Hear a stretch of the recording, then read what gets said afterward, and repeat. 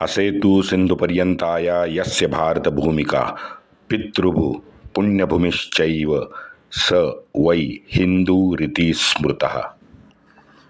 भारत भू का सच्चा छिपाया गया इतिहास आपके समक्ष रखने का हमारा प्रामाणिक प्रयास है। हमारे इन कोशिशों को लाइक सब्सक्राइब करके आप हमें सहयोग करने की कृपा करें। बेल बटन जरूर दबाएं। आज तक हमने इतिहास में ईसा पूर्व 326 से 1857 का कुछ अनदेखा अनसुना जो इतिहास है वो उजागर करने की कोशिश की है। इससे आगे निजाम, मराठा और राजपूतों का इतिहास शेष है। कृपया सहयोग करें, वरना यूट्यूब से ये हमारा इतिहास भी ओझल होने की आशंका है। वंदे मातरम। जय श्री राम। योगेश अनंत काले सभी सुनने वालों को प्यार भरा नमस्कार। सिकंदर लोधी गले का कैंसर हुआ। 21 नवंबर 1517 को कब्र में ढकेल दिया गया। लोधी खानदान से हम जानते हैं 3 ही सुल्तान हुए हैं और ये सभी जितने भी इस्लामी बच्चे थे ये सब अल्लाह के बंदे, नबी के सुन्नत पे चलने वाले इस्लामी सूवर ही पैदा हुए थे। सिकंदर के मरने के बाद इब्राहिम लोधी गद्दी पे जाके बैठा। इस्लामी रीति रिवाजों के अनुसार जो भी कुछ गद्दी पे बैठने के लिए करना पड़ता है या जो कुछ होता है वो सब यहाँ लोधी खानदान में भी हुआ। 2 भाई इब्राहिम और जलाल खान ये आमने सामने खड़े हो गए। तब जलाल खान स्वतंत्र रूप से जौनपुर में अपना अलग शासन चला रहा था। दोनों एक दूसरे के कट्टर दुश्मन थे क्योंकि सगे भाई थे, सीधी बात है। और कट्टर दुश्मन थे तो एक दूसरे के खून के प्यासे होना स्वाभाविक है। यहाँ आजम हुमायूं ने थोड़ी सी मध्यस्थता की और जलाल खान को छुड़ा दिया। फिर उस घमासान में जलाल को ग्वालियर जाके फिर पनाह पाने की भीख मांगनी पड़ी, लेकिन ग्वालियर शासन ने नकार दिया। नकार देने के बाद जलाल खान गोंडवाना भाग गया। गोंडवाना अब ये हमारी महान रानी माँ दुर्गावती का गोंडवाना, वो भला इस इस्लामी सूअर को क्यों पनाह देता भाई? नहीं दी। आखिरकार भटकता रहा और इब्राहिम के हत्थे चढ़ गया। इब्राहिम ने बाद में ग्वालियर में लगातार हमले शुरू कर दिए क्योंकि राजा मान सिंह का निधन हो गया था। राजा मान सिंह के निधन के बाद राजा विक्रम ने फिर इब्राहिम लोधी से शांति की संधि वार्ता कर ली, या उसे करवानी पड़ी ये भी कह सकते हैं, क्योंकि 9 मोमेडियन इत्तेदार इब्राहिम के साथ हल्ले की योजना लगातार बना रहे थे। यहाँ आजम हुमायूं सरवटी में था, ग्वालियर में था, तो उसे आजम हुमायूं को इब्राहिम ने ग्वालियर से वापस बुलवा दिया और बिना कुछ कहे सुने कैद कर लिया। एक मियाँ युवा था उसको भी बंदी बना लिया। और ये हुआ जब आजम हुमायूं के बेटे ने इस्लाम खान ने कर्रा में बगावत कर दी थी, तो बेटे ने बगावत की, भुगतनी बाप को पड़ी। इब्राहिम ने फिर अपने साथीदार इत्तेदारों के साथ लेके इस्माइल खान के कर्रा में वो गया और उसको परास्त करके उसको मार डाला। शायद इब्राहिम अब थोड़ा सा ज़्यादा शक्तिवान बना था, तो उसने और एक कदम उठाया। उसने और एक गद्दार मियाँ हुसैन फारमूली को चंदेरी जाके वहाँ काट दिया। इससे हुआ ये कि इस घटना से राज दरबारी अशराफ जो थे, जो इब्राहिम लोधी की जाने की राह देख रहे थे, वो पूरे डर गए। अब हमारे महान पराक्रमी राणा सांगा जी मौका साध के उस चंदेरी को उन्होंने मुक्त करवा दिया। राज दरबारी तो डरे हुए थे, लेकिन आहिस्ता आहिस्ता फिर एक बार राज दरबार में विद्रोह की वार्ता सुनाई देने लगी। बहार खान ने तो मुल्तान मोहम्मद का नाम धारण करके बिहार से संभल तक का पूरा इलाका अपने कब्जे में ले लिया। इब्राहिम बंगाल के जो विरोध था उसका विद्रोह शांत करने जब इब्राहिम बंगाल पहुंचा तो इधर पंजाब का एक इत्तेदार था दौलत खान लोधी। जो दौलत खान लोधी राणा संगा से बड़ा भयभीत हुआ करता था। अब उसने डर से बाबर से वार्ता शुरू कर दी थी। बाबर को उसने दौलत खान लोधी ने विनती की कि भाई आप आ जाओ और राणा संगा का बंदोबस्त करो। अब बाबर जो था ये आधा मुगल उस वक्त फरगाने में राज कर रहा था और हिंदुस्तान आने का वो बाबर भी मौका ढूंढ रहा था। उसी समय दौलत खान के बेटे दिलावर को दिल्ली में उसके सामने मौत का तांडव दिखाया गया इब्राहिम लोधी द्वारा और ये तांडव का अपेक्षित परिणाम भी दिलावर पे हो गया।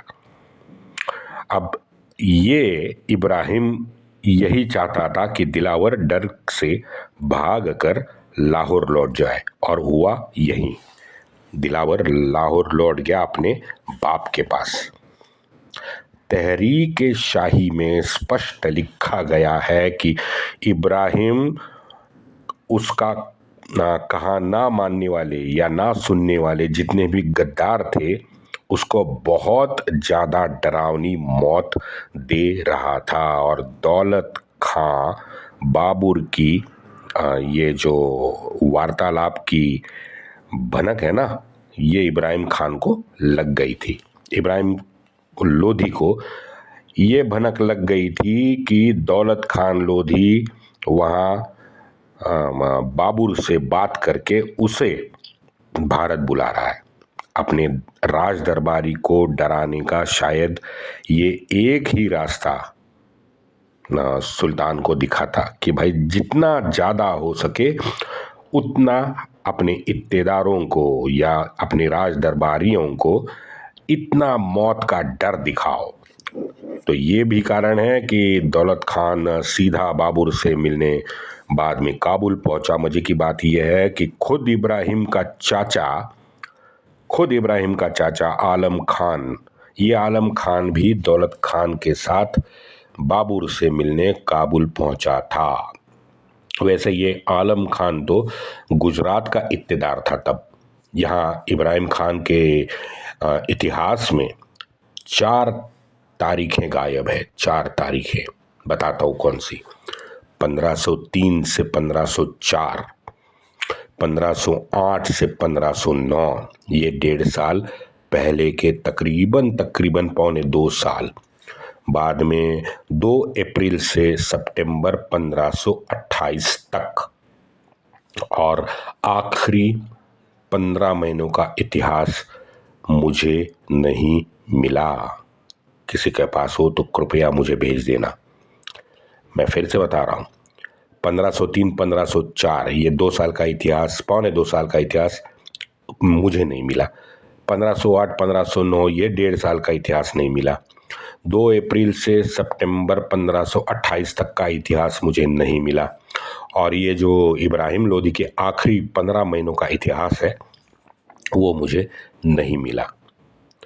वैसे ये अनबन एकेडमी, दृष्टि सृष्टि, वो बिहार का चच्चा, वो सर आईआईटी वाले, यूपीएससी वाले, ये जो है ना ये क्लास वाले, ये सभी बताते हैं लेकिन रेफरेंस नहीं दे पाते। भाई कोई बुक का किसी आपने पढ़ा हो, किसी ने लिखा हो, तात्कालीन कोई राज दरबारी हो, चाटुकार भी हो, चलो जैसे मैंने कहा चाटुकार भी हो चलता है, लेकिन कुछ ना कुछ तो रेफरेंस दे दो। लेकिन ये दृष्टि सृष्टि अनबन एकेडमी जितनी भी है ना ये वो बिहार का चच्चा, आईआईटी वाले, यूपीएससी वाले, ये रेफरेंस नहीं देते।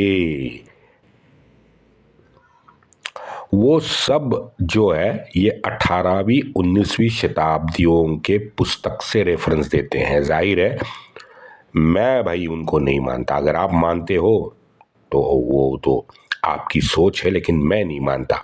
मित्रों, यह मैंने सिर्फ रेफरेंस दिया है कि चंदेरी राणा संगा ने छीन ली, क्योंकि राणा जी का उचित सम्मान करने की भाई मुझे ये डर लगता है कि मुझसे कोई भूल ना हो कि राणा जी का उचित सम्मान किया जाए। परम प्रतापी महान राजपूत राणा संगा जी का एक पूरा का पूरा एपिसोड उन पे अर्पित करना होगा। इसलिए तो मैंने कहा कि उनका इतिहास तो अब तक हमने छुआ भी नहीं है। बापा रावल है, दुर्गादास जी हैं, राणा कर्ण है, महाराणा प्रताप है, उदयभान, सभी जितने भी है सभी का पूर्ण सत्य मैं आपको जल्द आपके सामने लाऊंगा। आप निश्चिंत रहें, मेरे पास समकालीन लेखकों की एक सूची है, रेफरेंस पेपर्स हैं, रासो भी 2-3 मुझे मिले हैं। तो जैसे मैंने कहा बाबर ये आधा मुगल, हाँ, क्योंकि बाबर का बाप था उमर शेख। उमर शेख बहुत बड़े फरगाने क्षेत्र का प्रमुख भी था। आज की तारीख में ये इलाका तुर्कमेनिस्तान के खोखादान नाम से भी जाना जाता है।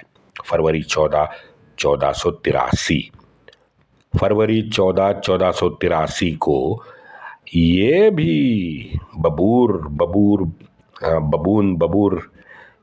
पता नहीं क्या नाम है इसका, बाबर हम लोग कहते हैं, पुस्तक में तो बबूर लिखा है।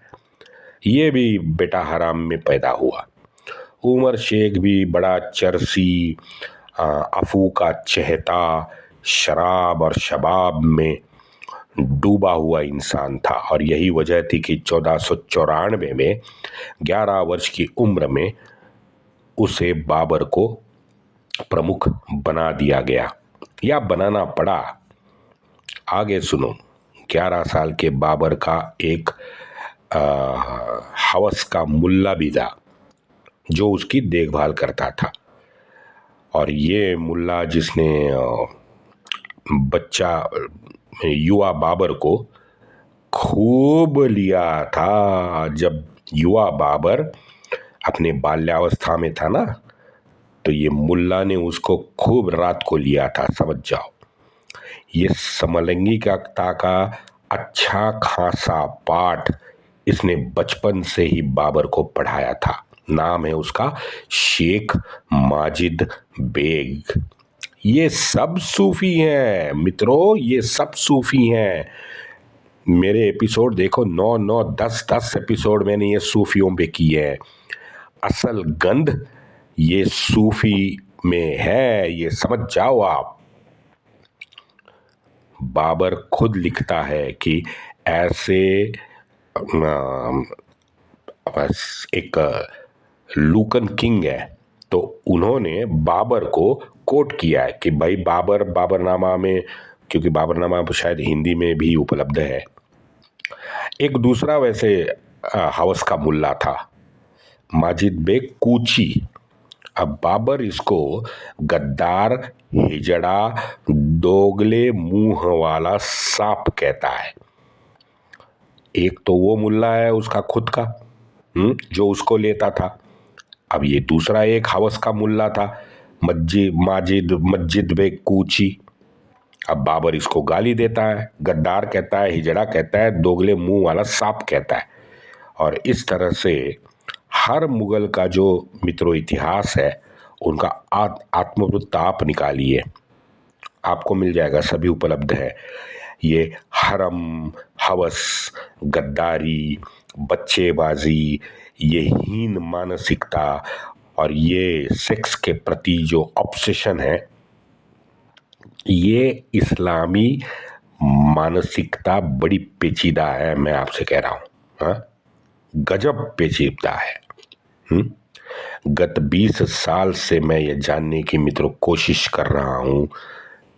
आज थोड़ी फार मुझे समझ आया है कि आज आपके सामने कोई भी, मैं आपसे क्या बोलूँ मैं, 5G के युग में भी ये फारसी अरबी समझने के लिए किसी मुल्ला या मौलवी की ज़रूरत आपको नहीं पड़ेगी मित्रों। आप वो उनके उटपटांग जो वो भोगते हैं ना फारसी और अरबी में, वो उसका आप गूगल ट्रांसलेशन करके देख लो।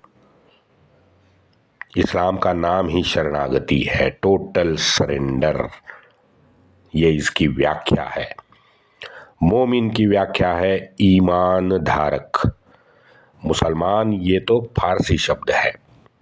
वैसे कुरान 16.75 से 16.77 हो या 30.28 से 29 में गुलामी को जाहिर तौर पे इस्लाम ने मान्यता दे रखी है। मैंने वर्सेस भी कोट किए हैं। 23.1 से 23.11 और 33.50 50, 51 और 52 इसको जरूर आप पढ़ें। 70.19 से 35 तक आप पढ़े। स्त्री के लैंगिक शोषण को भी इस्लाम ने खुलेआम मान्यता दे रखी है।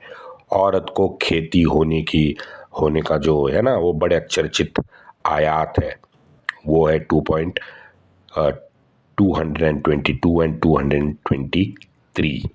वैसे 2.252 और 4.34 और 35 की आयातें तो उसे मारने के भी, महिला को मारने के भी आज्ञा आपको देती है। दारुल हर्ब श्रद्धाहीन प्रदेश को दारुल इस्लाम में परिवर्तित करने की आपको आज्ञा है, फर्ज है आप पे। 9.29 में काफिर को दारुल इस्लाम में जीने के नियम है। सही मुस्लिम की हदीस है 5173 और 5175। अनकेश्वरवादी मूर्ति पूजक जो कहते हैं उसे बिल्कुल विरुद्ध करने की आदेश है आपको। आपने दाढ़ी लंबी रखनी है, ये नबी का आदेश है। जिहाद का अर्थ प्रयत्नों की पराकाष्ठा करना है। गाजी माने नापाक श्रद्धाहीन को मारने वाला वो गाजी है। इस्लाम का विजयी मुजाहिद यानी सैनिक। वैसे जन्नत में गाजी को डायरेक्ट एंट्री है।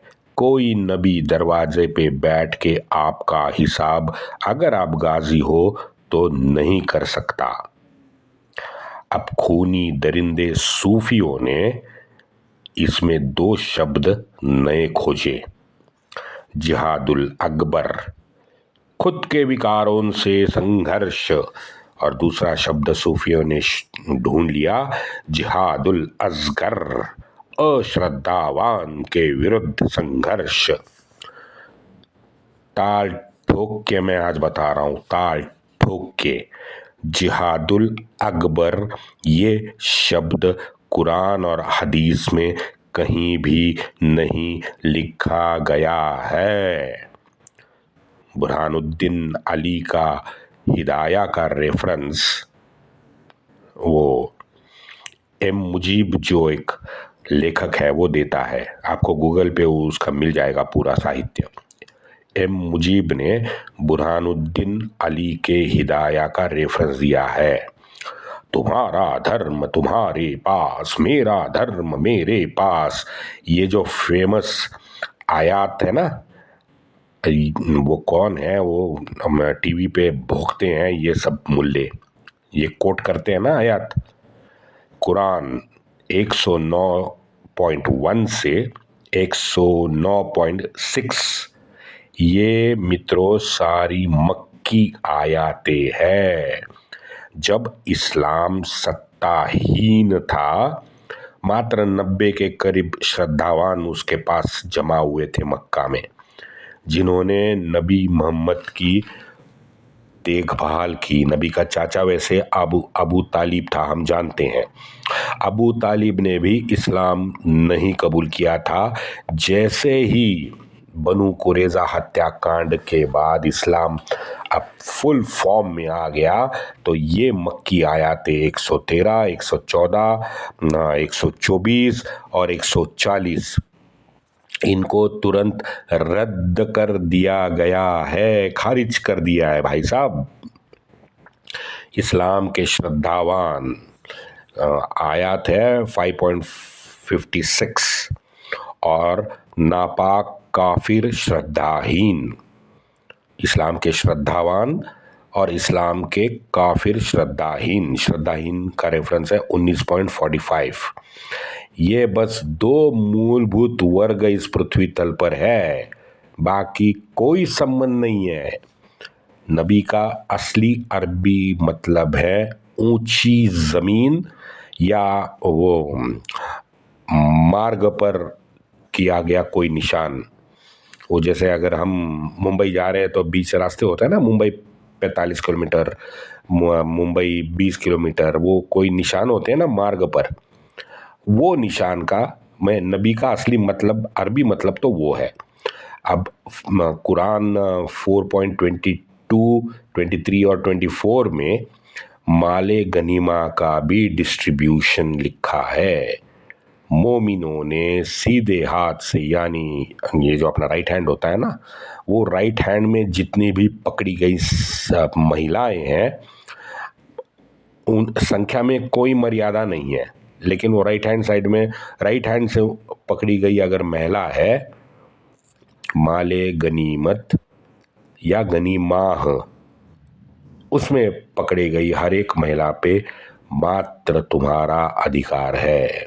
तो अपने सुल्तान के हरम में यहीं ऐसे ही पूरे के पूरे 5,000, अकबर का हरम में तो 5,000 ठूस दी गई थी ना लड़कियां। तो ये ऐसे हरम में ही अपने सुल्तान भी पैदा होते थे। हाँ, उपभोग ले लो और फेंक दो हरम में। युद्ध किए लूट को कहते हैं फई। ये जो इस्लामी सुवर सुल्तान है ना, ये सुल्तान लोग सैनिकों में समान रूप से फई को बांटते थे। आया समझ में?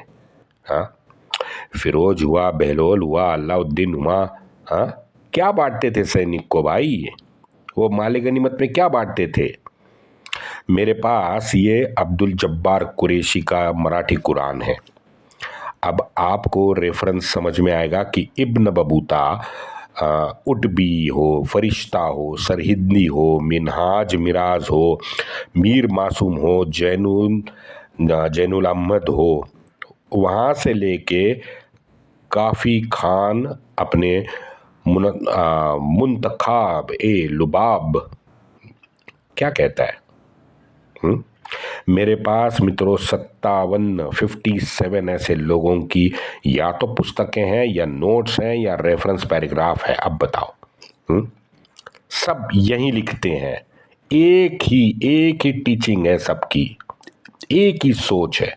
वैसे जाते जाते ये भी कह दूं कि सभी इस्लामी जानवरों को महिला से ज़्यादा ऑब्सेशन गिलमाह से है। गिलमाह, गिलमन, जो भी कुछ कहो आप। गिलमन यानी खूबसूरत मनमोहक बालक। ये मलिक कफूर, खुसरू खान, इल्तुतमिश, ये सभी गिलमन थे। वैसे बाबर भी गिलमन था। बलबन, मोहम्मद तुगलक तो साले हमला ही गरीब बेचारी हिंदू महिला और बच्चों के लूट के लिए करते थे, क्योंकि उनको रात का आनंद मिल सके। ये भांड दरिंदे हमारे वामपंथी और इस्लामिक कुत्ते ये लिखते हैं ना कि इस्लामी सुल्तानों का भारत पे आक्रमण सिर्फ राजकीय था, आप इसको धर्म से मत जोड़ो। अच्छा, आज भी मैं ताल ठोक के कहता हूँ, हाँ, 1500 साल से चला आ रहा ये आक्रमण धर्मांधित ही था, धर्म से प्रेरित ही था। धर्मांध लोगों ने धर्म के लिए किया गया ये एक घिनौना, गंदा, गलीज प्रयत्न था। वंदे मातरम।